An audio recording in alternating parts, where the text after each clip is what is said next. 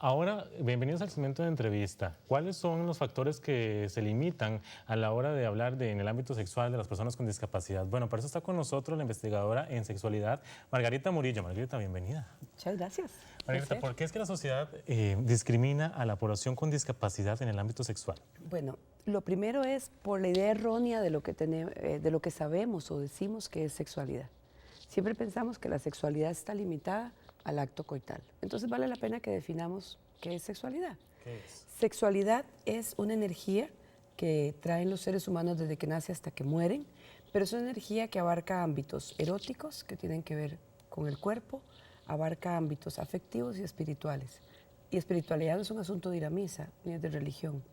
Es la dimensión que tiene que ver con el respeto, con las decisiones.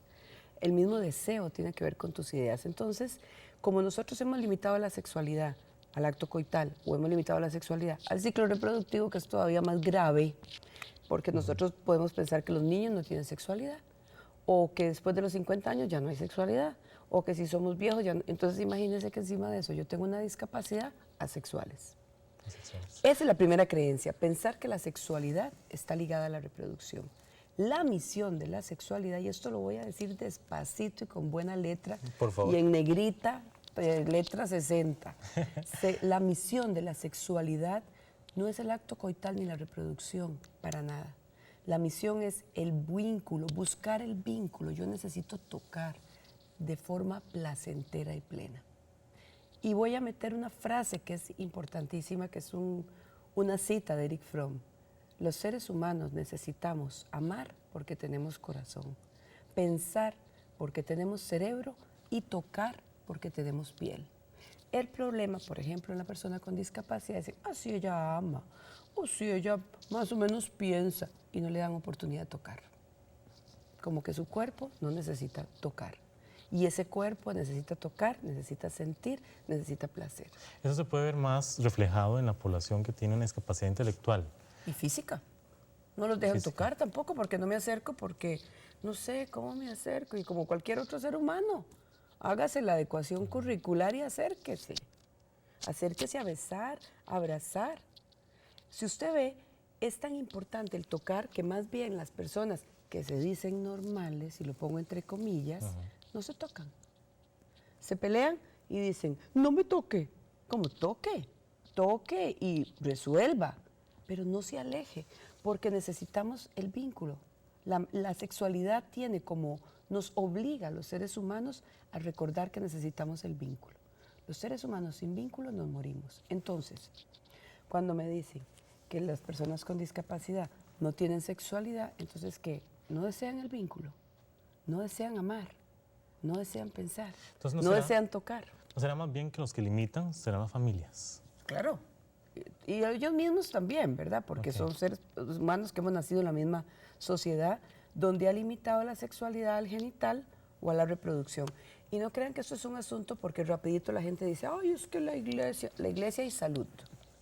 Díganme qué servicio de salud presta la atención en sexología para hablar del placer y que a mí me eduquen el placer y me den los instrumentos de adecuación, llámenle vibradores, geles y guías para poder yo disfrutar de la sexualidad. No existe ese servicio, solo existe el servicio para la reproducción.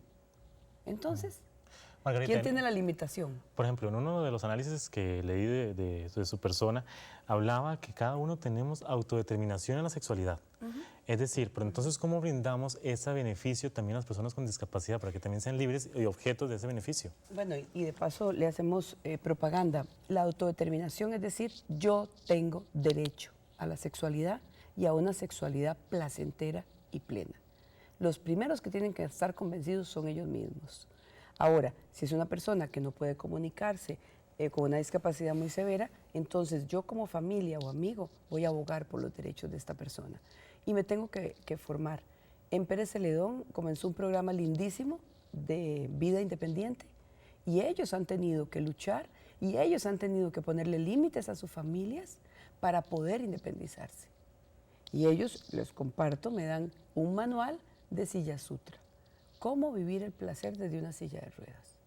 Y la gente puede pensar que eso es vulgar, que qué cochina lo que estoy diciendo, que qué barbaridad. Y yo digo, ¿por qué barbaridad? Porque no le estás pasando por el cerebro ni el corazón, me imagino. Pero Margarita, eso Porque no es están segregar. asumiendo... ¿Ah? No es segregarse también, por ejemplo, solo estar con, tengo una discapacidad física, estoy con una persona con discapacidad física. ¿Quién dice?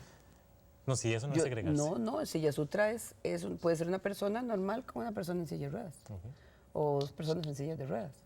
O ellos no están segregándose, ellos se casan entre personas con o sin discapacidad. Y puede que no decidan casarse y puedan que quieran vivir plenamente. Yo soñé con eso hace 25 años que lo conocí en Suecia, porque la vida me llevó a vivir allá. Y yo los veía disfrutando y tenían vida en pareja. Y una enfermera que les explicaba y entrenaba a las personas que tenían retardo severo, los entrenaba para que pudieran disfrutar y que pudieran tener toda un espacio de placer responsable y justo. Y yo decía, ¿cuándo en mi país? Y hoy estamos hablando de esto. ¿Qué le parece? ¿Cuáles son las 23 años nos duró, 25. Pero bueno, mejor tarde que nunca. Ya empezamos. ¿Cuáles son las dimensiones entonces que se ven a marcar a la hora de poder tener una sexualidad correcta o Plena. placentera? No hay correcto, lo correcto es muy relativo porque tenemos que pasarlo, si el correcto pasa por las ideas y creencias, puedo pensar que la sexualidad no es correcta. Si la energía sexual la pasas por una dimensión afectiva y espiritual, lo que decimos, por el corazón y el cerebro, lo que va a bajar a la parte erótica, a todo el cuerpo, va a ser correcto, porque ya pasó por un asunto. Sí tengo que considerar que hay 3 dimensiones en la sexualidad. No la tengo que limitar. Yo no debo, cuando yo les dije a ustedes, amar, pensar y tocar, es porque debe pasar por ese orden. ¿Qué estás sintiendo? ¿Qué estás pensando? Porque aquí es la mayor barrera, las ideas y creencias. ¿Y cómo vas a hacer para permitirte bajar a tu cuerpo? Entonces, estos filtros los paso también por 3 cosas grandes. A nivel erótico es yo quiero darme el placer, yo quiero sentir, yo quiero disfrutar.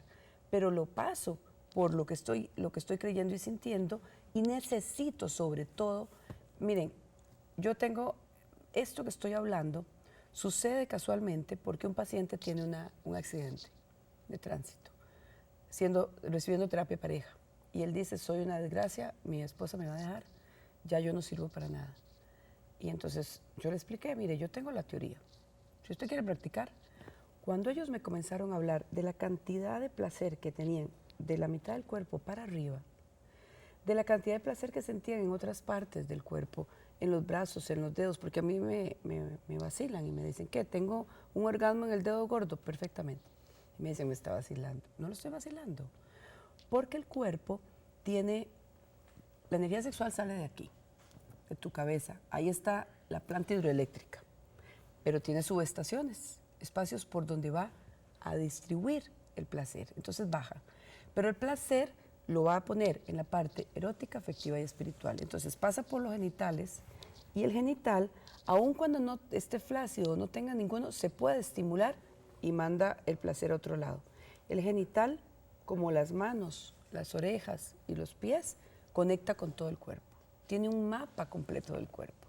Entonces, en el genital están 2. Punta del pene, clítoris, debajo de los testículos, que es el punto G del hombre, más hacia el recto, o en la entrada de la vagina en las mujeres. Inmediatamente pasa para la panza, para el corazón, para la garganta, para la parte frontal y la cabeza. Entonces, cuando yo les estoy diciendo que está en todos esos lados, significa que tenemos orgasmos en todos esos lados. Significa... Pero entonces, ¿cómo disfrutar de esos orgasmos? La barrera más grande se llama cabeza. La barrera más grande no es el cuerpo, porque el cuerpo tiene todos los instrumentos para disfrutar. Entonces, ¿cómo revierto yo esa barrera más grande? Que no se me Con puede... educación. Con mucha educación. Yo lo hablo mucho. Nosotros decimos que hay 3 pasos para poder llegar a eso. Número 1, ¿cómo me miro? Autoimagen. Te tienes que mirar divino, delicioso, hermoso, riquísimo, con caja, sin caja. Cuelgue lo que cuelgue, sobre lo que sobre, falte lo que falte. Autoimagen es indispensable. Margarita, se nos acabó el tiempo, lamentablemente. Qué lástima, ¿ves? Nos pasó volando. ¿Sí? Entonces es corazón, tocar. Corazón, pensar y tocar. Si Perfecto. toca sin pensar ni amar, práctica sexual de riesgo. Margarita Morillo, usted tiene este correo para que usted lo pueda mandar. Y la web mmurillo@sexoamorivida.com y www.sexoamorivida.com. Ahí hay artículos de personas con discapacidad. Muchísimas gracias. Entonces, Un placer. continuamos con más de Nexo. Vamos primero a un corte comercial y ya volvemos con más de este programa.